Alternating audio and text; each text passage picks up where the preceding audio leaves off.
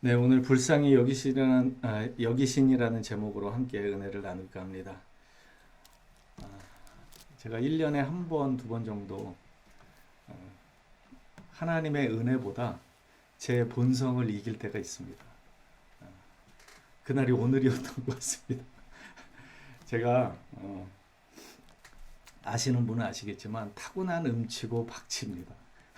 그래서 하나님 앞에 찬양하는 것을 소원하며 눈물로 기도했던 세월이 몇 년 동안 있었는데 하나님께서 저에게 은혜를 주셔서 기타를 치시게 하시고 찬양하게 하셨는데 1년에 한두 번은 하나님의 이 은혜를 이 본성이 이겨버릴 때가 있습니다. 그래서 저희 아들이 가끔 제가 이제 혼자 차 타고 가면서 찬양을 막 부르면 제 아들이 그런 걸 몇 번 경험했거든요. 그래서 음치박치 노래 찬양하지 말라고 그러는데 오늘 이상하게 날이니만큼 어저께부터 이제 또 교회에 또 물이 새가지고 아침부터 와가지고 제가 막 이렇게 막 한참을 퍼 나르고 뭐 이래가지고 핑계를 대자면 좀 그렇습니다.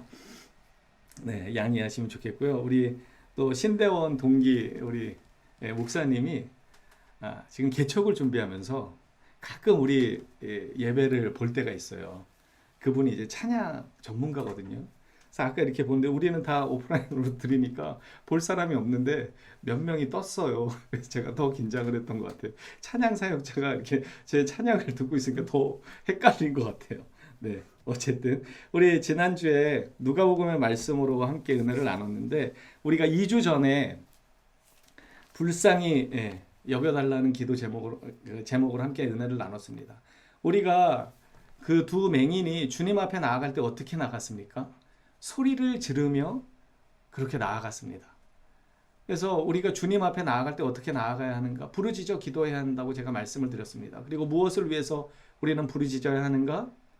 우리의 필요를 위해서도 기도해야 하고 우리의 어떤 삶을 위해서도 기도해야 되지만 무엇보다 여러분 십자가의 은혜의 감격을 깨닫게 해달라고 우리는 기도해야 합니다. 여러분 이 구속의 은혜를 날마다 경험하지 못하고 그 은혜를 마음에 새기지 못하면 우리는 어떻게 됩니까? 상황에 매이고 삶에 매이게 됩니다. 그래서 우리가 지난주 추수감사주일로 지냈지만 어떠한 일이 있을 때 감사하게 되죠.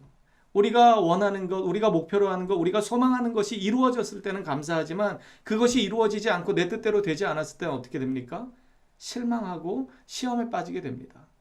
지난주에 10명의 이 나병 환자를 예수님이 고쳐주셨지만 한 명의 사람만 주님께 돌아왔습니다. 그리고 제가 성경에는 나와 있지 않지만 그런 묵상을 했다고 말씀을 드렸습니다. 대제사장에게 가서 보이라고 예수님이 말씀하셨거든요. 왜냐하면 대제사장에게 가서 정하다는 이 확인을 받아야 그 사람들이 그토록 꿈꾸던 일상생활로 가족과 함께하는 생활로 일반인들의 범주 안으로 들어갈 수 있다 말씀드렸습니다. 그런데 그들이 가다가 자기가 나은 것을 경험한 거예요. 여러분 우리 몸은 우리가 가장 잘 안다고 말씀드렸습니다. 그래서 내가 나은 것을 누구보다 잘 아는 거예요. 그래서 나머지 사람들은 제사장에게 가서 아마 확인을 받았을 것입니다. 정하다라는 표식을 받았을 거예요. 그래서 그들은 아마 가족들에게로 돌아간 것 같습니다. 그런데 단 한 사람만 주님께 나와 엎드렸습니다. 이 사람은 왜 그랬습니까? 나병이 나은 것 너무나 감사하고 기쁜 일이지만 그 나병을 고쳐주신 주님의 은혜가 더 놀랍고 감사했던 것입니다. 그래서 그 사람의 삶의 우선순위가 완전히 바뀐 것입니다. 주님을 만나는 것이 더 소중한 일이 되어버렸고 나병이 나은 것보다 더 큰 기적이 자기의 삶 가운데 이루어졌다는 것을 그는 알았던 것입니다. 그래서 주님 앞에 경배한 것입니다. 무릎 꿇어 예배한 것이죠. 감사가 바로 믿음이고 예배입니다. 여러분 우리가 주일 예배를 드리고 수요 예배를 드립니다. 여러분 예배 때 우리는 무엇을 주님 앞에 감사합니까? 여러분 감사하는 자가 진정한 예배를 드리는 자입니다. 그래서 그 한 명의 나병 환자에게만 주님은 말씀하셨습니다. 네 믿음이 너를 구원하였다. 구원의 은혜로 이어지는 것입니다. 나머지 9사람은 병 고침을 고쳤는지 모르겠습니다. 그래서 그토록 꿈꾸던 그 자신의 꿈을 이루고 소망을 이루었는지 모르겠습니다. 하지만 그들은 더 큰 기쁨, 더 큰 자유, 더 영원한 생명의 은혜를 누리지는 못했습니다. 오늘 그 9장에 보면 예수님께서 이렇게 고쳐주십니다. 계속해서 고쳐주시는데 35절에 보니까 예수께서 모든 도시와 마을에 두루 다니시면서 그들의 회당에서 가르치십니다. 천국 복음을 전파하시는데 모든 병과 모든 약한 것을 고치십니다. 왜냐하면 예수님이 오시면 복음이 전파되면 어떠한 일이 벌어집니까? 예수님께서 말씀하셨습니다. 이사야서를 인용해서 말씀하셨고, 세례 요한의 제자들이 우리가 기다리는 분이 당신 맞습니까? 세례 요한이 답답해하죠. 왜냐하면 예수님이 오셨음에도 불구하고 세례 요한은 옥에 갇혔습니다. 그리고 계속해서 옥에서 풀려날 기미는 보이지 않고, 예수님의 기적은 계속되지만 무언가 세상을 뒤바꿀 만한 그런 기적이 아니라 자꾸 병든 자들을 고치시고 불쌍한 자들을 만나주시고 죄인들만 자꾸만 고쳐주시니까 세례 요한의 입장에서 답답한 것입니다. 그래서 그의 제자들을 보냅니다. 우리가 기다리는 것이 당신이 맞습니까? 아니면 다른 사람을 기다려야 합니까? 그때 예수님께서 말씀하셨습니다. 천국 복음이 전파되는 곳에 눈먼 자가 눈을 뜨고 못 보던 자가 보게 되고 억눌린 자가 자유케 되는 그 복음이 전파된다. 그것을 전하라고 말씀하셨습니다. 여러분, 예수님이 지금 이 땅에 오셔서 왜 병든 자들을 고쳐주십니까? 복음의 능력이 어떠한 것인지를 미리 보여주는 것입니다. 우리가 영원한 생명 천국에 들어가게 되면 이 모든 죄로 인해서 얽어매어진 이 죄와 아픔과 병의 모든 질병으로부터 자유케 되는 것을 예수님은 보여주시기 위해서 고쳐주시는 것입니다. 그리고 36절은 이렇게 말씀합니다. 우리 36절 함께 읽어보겠습니다. 시작. 무리를 보시고 불쌍히 여기시니 이는 그들이 목자 없는 양과 같이 고생하며 기진함이라. 무리를 보시고 불쌍히 여기십니다. 여러분, 그 두 맹인은 불쌍히 여겨달라고 기도했습니다. 불쌍히 여겨달라고 주님 앞에 나아갔을 때 주님은 그들을 불쌍히 여겨주셨습니다. 그리고 많은 사람들을 향해서 주님은 이렇게 보고 계십니다. 무리를 보시고 불쌍히 여기시는데 이는 그들이 목자 없는 양과 같이 고생했다. 여러분, 양과 목자라는 짧은 책이 있습니다. 그게 이제 시편 23편을 이제 주해한 책인데 거기 보면 양의 습성에 대해서 잘 나와 있거든요. 양이 일단 눈이 대단히 어둡다고 합니다. 그리고 생각보다 깨끗하지 않다고 그래요. 우리는 양 하면 뭐 양털이 되게 하얗고 뽀송뽀송하고 그래서 양털로 만든 옷들은 비싸죠. 맞죠? 예, 저는 입어보진 않았지만. 그런데요, 그 양들이요, 목자가 없으면 어떻게 되냐면요. 한 목초지를 데리고 가잖아요. 목자가. 그러면 거기서 풀을 다 먹고 옮겨야 되는데 옮기지를 않는답니다. 그래서 계속해서 거기서 풀을 뜯어먹고 거기서 배설을 하고 거기서 짓이기고 그래가지고 결국은 다 피부병에 걸리고 그래서 막 죽는데요. 그리고 눈이 너무 어두워가지고 자기 앞에 있는 양들만 따라간다는 거예요. 그래서 어떻게 되냐면 목자가 그 길을 인도하지 않으면 한 마리가 앞에 한 마리가 낭떠러지로 떨어지잖아요. 그럼 가다가 멈춰야 되잖아요. 앞에 꽁무니만 보고 가다가 계속해서 떨어진다는 거예요. 그게 양의 습성이라는 거예요. 근데 여러분, 그 양의 습성을 잘 알고 있었던 유대인들의 입장에서 예수님의 말씀을 들어보세요. 목자 없는 양이라고 하는 것은요, 정말 가망성이 없는 삶을 이야기하는 것입니다. 소망이 없는 삶을 이야기하는 거예요. 여러분, 제가 주님을 만나기 전에 되게 답답한 마음이 늘 있었거든요. 삶에 있어서. 그런데 주님을 만나고 나니까 뭔가 해결된 듯한 느낌을 받았어요. 어떤 느낌이었냐면 인생의 나침판을 딱 쥐어든 느낌이죠. 그래서 하나님께서 이제 내 길을 인도하시겠구나. 저는 언제나 저에게 좀 멘토가 없다는 것이 답답했어요. 나에게 좋은 멘토가 있었으면 좋겠다. 좋은 좀 인생의 길잡이가 되는 그런 선생이 있었으면 좋겠다 그랬는데 그러지 않았던 것에 대해서 답답했습니다. 그런데 주님을 만나고 나니까 주님께서 제 길을 이렇게 인도하시더라고요. 여러분, 주님께서 이 양의 습성을 너무나 잘 알고 계셨습니다.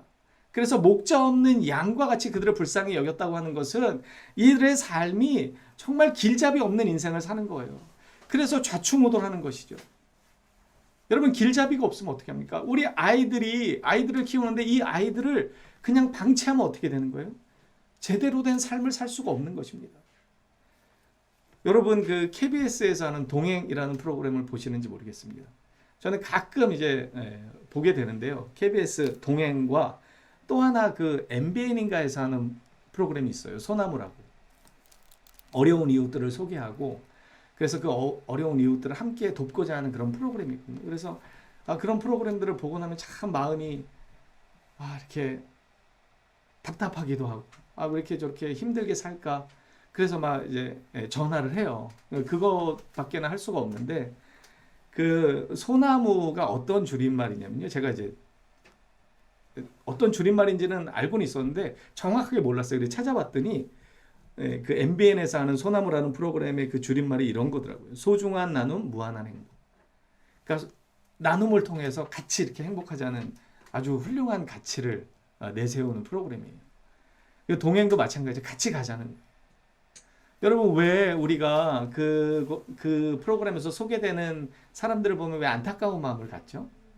되게 안 됐고 돕고 싶잖아요. 그래서 보면 참 훌륭한 분들이 많아요. 그 몇 주 뒤에 그 소개된 가정이나 어떤 그 처지에 있는 분들을 다른 분들이 도와요. 근데 기업도 많이 돕고 개인적으로도 돕고 어떤 분은 그 피아니스트의 꿈을 이렇게 저버린 소녀가 있어요. 자기 언니의 꿈을 위해서. 근데 어떤 한 독지가는 피아노를 선물했고요. 어떤 한 선생님은 직접 찾아오셨어요. 그래서 자기가 피아노 레슨을 해주겠다. 제가 이제 그걸 보면서 되게 감동이 되더라고요. 나도 뭔가 좀 저렇게 돕고 싶다. 여러분 우리가 왜 돕고 싶은 마음이 듭니까? 그들을 도울 사람이 없기 때문이에요. 여러분 도울 사람이 있으면 프로그램에 선정이 될까요? 안 되죠. 누구도 그들을 도울 수 없기 때문에 우리에게 도움을 요청하는 거예요. 여러분 신명기에 보면은요, 하나님께서 우리에게 계속해서 가난한 자들, 과부들, 이방인들을 도우라고 말씀하셨습니다. 왜 그랬을까요? 그들을 도울 사람이 우리이기 때문이에요. 그래서 언제나 주님께서는요, 율법의 말씀을 통해서 계속해서 과부와 고아를 돌아보라고 그랬어요. 이방인들을 잘 선대하라고 그랬어요. 그것이 인지상정입니다. 보통의 사람이라면 느끼는 감정이 바로 인지상정인데요. 여러분 우리가 왜 그런 감정을 느낄까요? 제가 생각할 때는 우리는 다 하나님의 형상으로 만들어졌기 때문입니다. 하나님의 형상이 우리 안에 있기 때문에 갈 길 잃어 방황하는 자들을 보면서 안타까움을 느끼는 거예요. 부모가 없는 그 어린 아이들을 보면서 우리가 불쌍히 여길 수밖에 없는 거예요. 그래서 주님께서는 우리에게 그것을 도우라고 말씀하시는 것이죠. 여러분 오늘 주님께서는 그런 마음으로 우리들을 보고 계시는 거예요. 목자가 없는 양, 정말 갈팡질팡 우왕좌왕 그대로 내버려 뒀다가는 결국은 사망의 굴레에서 벗어나지 못하는 이 불쌍한 양들을 보듯이 우리를 보신 거예요. 그래서 예수님께서 어떻게 하셨습니까? 우리가 받아야 할 저주를 대신 받으신 거잖아요. 여러분 이것처럼 우리를 불쌍히 여기시는 증거가 어디 있습니까? 십자가의 은혜처럼 우리를 불쌍히 여기셨다는 증거는 아무것도 없습니다. 그래서 마태복음 5장 7절에도 긍휼히 여기는 자는 긍휼히 여김을 받는다라고 말씀하셨어요. 여러분 하나님께 긍휼을 받는 것처럼 놀라운 은혜는 없습니다. 그럼 전에도 한번 말씀드렸는데 부부간의 관계건 부모 자식 간의 관계건 친구들의 관계건요, 이 마음이 들어오면 완전히 해결이 됩니다. 뭐냐면요, 불쌍히 여기는 마음입니다. 오늘 아침에 저희 아버지께서 몇 번 전화가 왔어요. 제가 금요일날 밤이죠. 금요일날 밤에 요양원 그 사무장님한테 전화를 받았어요. 산소 포화도가 떨어지고 계속 힘들어지시니까 언제 이렇게 또 확 나빠지실지도 모르니까 혹시 시간 되시면 와서 좀 보시면 어떻겠냐. 임종이다 생각하고 이제 보시는 게 좀 좋을 것 같다. 그래서 이제 한 11시 넘어서 이제 갔다 왔어요. 동생하고 갔다 와서 제가 가서 딱 뵀는데, 우리가 한 열흘 전에 뵀거든요. 면회를 봤는데 그때도 뭐 많이 힘드셨지만 그래도 그때는 좀 낫었는데 병실에 이제 들어가게 해줘서 밤에 들어갔는데, 들어가서 보자마자 정말 사경을 헤매는 모습을 봤어요. 그래서 하나님께서 빨리 그냥 데려가셨으면 좋겠다 그런 마음이 들기도 하고, 그래서 기도해드리고 사랑한다고 말씀도 드리고 이렇게 왔는데 오늘 아침부터 계속 전화가 오는 거예요. 근데 그 전에는 아버지가 전화가 와도 그냥 좀 컨디션이 좋아서 전화를 했구나 이렇게 생각을 했는데 제가 뵙고 왔잖아요. 지금 사경을 헤매는 모습을 뵙고 와서 전화를 받으니까 아버지가 그냥 마지막 나무님을 짜서 그냥 아들한테 전화를 하는 거예요. 그냥 무의식적으로. 근데 제가 그 전화를 받고 대화도 안 되죠. 알아들을 수도 없고 그런데 되게 답답하더라고요. 근데 제가 이 말씀을 왜 드리냐면 제가 아버지하고 사이가 너무 안 좋았습니다. 저희 어머니가 일찍 돌아가시고 아버지가 술로 망가지시는 걸 막 보면서 제가 막 너무 원망했어요. 어떻게 가장이 되는 사람이 애를 셋씩이나 낳은 사람이 저렇게 무책임할까? 저런 사람이 내 아버지라는 게 너무 화가 나고 막 분노가 일었어요. 그래서 매일매일 전쟁이었어요. 저는 그런 아버지를 용납할 방법이 없었어요. 혹시 그런 DNA가 나에게도 있을까 막 두렵고 막 그랬어요. 그런데 어느 날요, 그 아버지가 불쌍히 여겨지는 막 믿기만 했어요. 정말 저주하고 싶을 정도로 싫었어요. 왜 우리 아버지, 세상에 수많은 아버지들 중에 너무 좋은 아버지 많고 능력 있는 아버지도 많고 책임감 많은 아버지도 많은데 왜 우리 아버지가 저런 사람이에요? 화가 났어요. 근데 어느 날 그 아버지가 불쌍히 여기시기 시작해요. 근데 그 뒤로 다 끝났어요. 그 갈등의 관계가 끝났고요. 그냥 아버지를 보면 불쌍하니까 제가 사실은 그래서 결혼하고도 몇 번 싸웠어요. 우리 사모가 이해를 못해요. 뭐가 불쌍해요, 우리 아버지가. 자식들 다 장가갔고 손주들도 보고 아버지가 뭐가 불쌍하냐고. 근데 어떻게 해요? 저는 불쌍한데. 저는 불쌍한데 어떻게 해요? 불쌍하니까 다 용납이 되고요. 불쌍하니까 다 그냥 용서가 되고요. 불쌍하니까 다 받아들여지는 거예요. 여러분, 주님이요, 우리를 용납하실 수 있으십니까? 주님은 거룩하신 분이에요. 완전한 의로우신 분이에요. 그런데 우리는 철저하게 패역한 인간들입니다. 그런 완전한 의로우신 분이 우리를 보실 때 어떻게 우리를 용납하실 수 있겠어요? 단 한 가지입니다. 우리를 불쌍히 여기시기 때문에. 우리를 불쌍히 여기시기 때문에 우리를 용납하시는 거예요. 길이 참으시는 거예요. 그래서 예수님께서 내가 너희를 사랑한 것처럼 너희도 서로 사랑하라고 말씀하시는 거예요. 여러분, 세상의 가치관으로는요, 세상의 잣대로는요, 감사할 것이 있어야 감사해야 한다고 이야기합니다. 그렇게 가르칩니다. 제가 지난주에 보여드렸죠.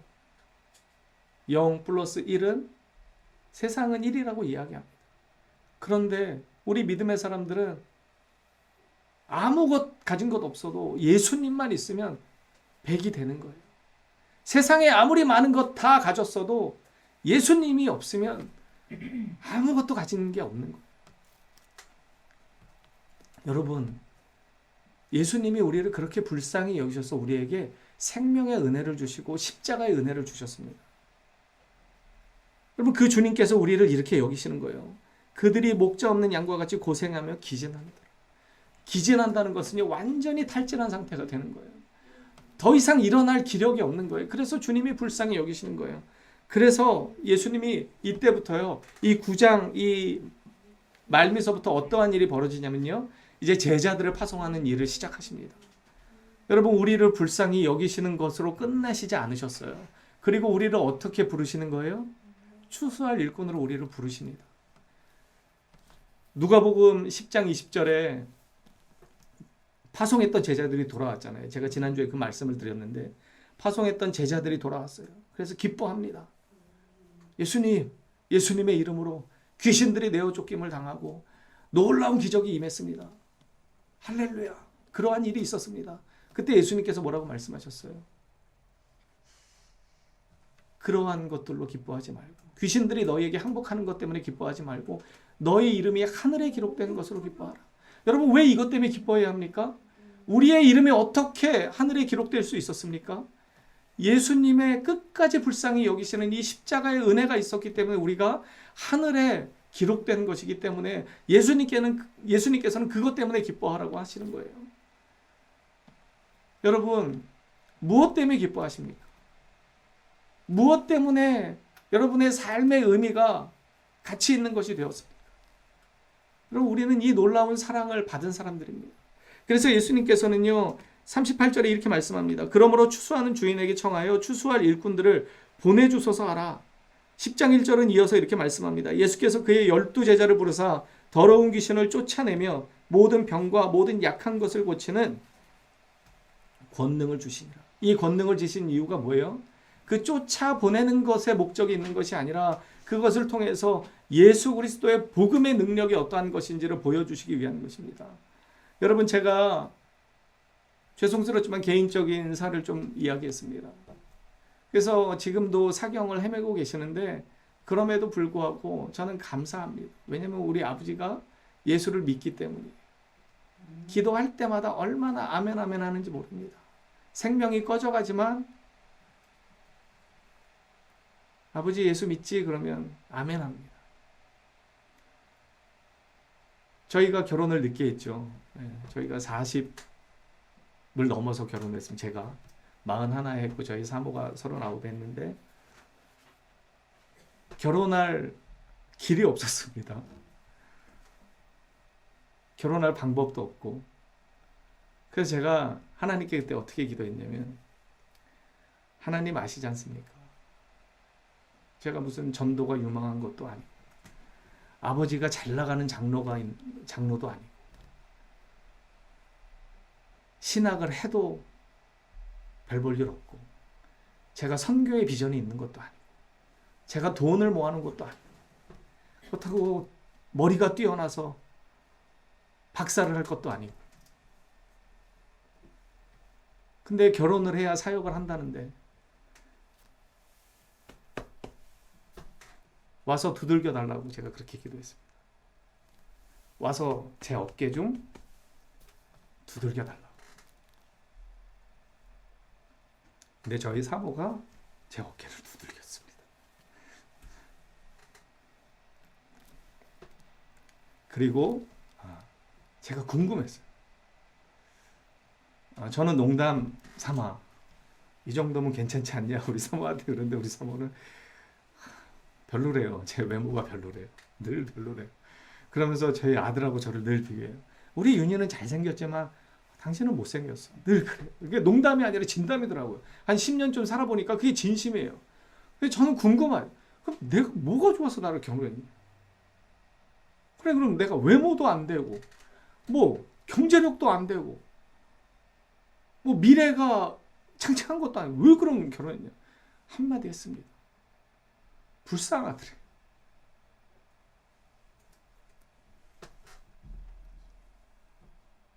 여러분, 우리가 정말 서로를 이 주님의 마음으로 불쌍히 여길 때 우리의 관계가 회복되기 시작합니다. 교회 안에서 비판할 거리들이 많습니다. 마음에 안 드는 것도 많이 있습니다. 답답한 일도 많이 있습니다. 그런데 여러분, 그 영혼이 불쌍하게 생각이 되고 여겨질 때 우리 안에 진정한 사랑이 시작되는 것임을 믿으시기 바랍니다. 예수님께서 우리를 불쌍히 여기셨습니다. 그 긍휼히 여김을 우리는 받았습니다. 우리는 어떻게 해야 될까요? 우리도 그렇게 해야 합니다. 우리도 그렇게 불쌍히 여겨야 합니다. 여러분, 마지막으로 이 말씀을 드리겠습니다. 우리가 이웃을 사랑할 수 있는 최고의 방법이 무엇일까요? 예수 그리스도의 복음을 증거하는 것입니다. 죽어가는 영혼들을 살릴 수 있는 유일한 방법은 예수의 생명을 그들에게 전하는 것입니다. 제가 지난주에 이 찬양을 그냥 갑자기 생각이 났어요. 이 찬양을 그래서 혼자 부르다가 듣다가 혼자 여기서 기도하다가 많이 울었습니다. 원래는 찬양을 이렇게 같이 하고 싶었는데 오늘이 본성이 한번 올라왔기 때문에 또 틀릴까 봐 못하겠어요. 가사를 읽어드릴게요. 우리 또 찬양 사역자가 또 함께 예배하고 있기 때문에 더 못하겠어요. 사망의 그늘에 앉아, 이 찬양인데요. 원제는 그날이라는 찬양입니다. 사망의 그늘에 앉아 죽어가는 나의 백성들, 절망과 굶주림에 갇힌 저들은 내 마음의 오랜 슬픔. 고통의 멍에에 매여 울고 있는 나의 자녀들, 나는 이제 일어나 저들의 멍에를 꺾고 눈물 씻기기 원하는데 누가 내게 부르짖어 저들을 구원케 할까? 누가 나를 위해 가서 나의 사랑을 전할까? 나는 이제 보기 원하네. 나의 자녀들 살아나는 그날. 기쁜 찬송소리 오늘 하늘에, 웃음소리 온 땅 가득한 그날. 이 가사가 저를 막 울렸습니다. 누가 내게 부르짖어 저들을 구원케 할까? 그러면서 주님이 저에게 책망하시는 것 같아요. 너 정말 잘하고 있냐? 너 정말 이거 전하고 있냐? 너 교회가 작다는 핑계로, 성도들 몇 안 되는 핑계로 너 정말 이거 하고 있냐? 누가 나를 위해 가서 나의 사랑을 전할까? 주님이 계속 저한테 물으시는 것 같았어요. 여러분, 누가 부르짖어 저들을 구원케 하겠습니까? 주님께서는 우리를 긍휼히 여기심으로 품어주셨고 영원한 생명 얻게 하셨습니다. 그리고 우리에게 그 사명을 맡기셨습니다. 여러분, 교회의 크기가 문제가 아닙니다. 성도의 많고 적음이 문제가 아닙니다.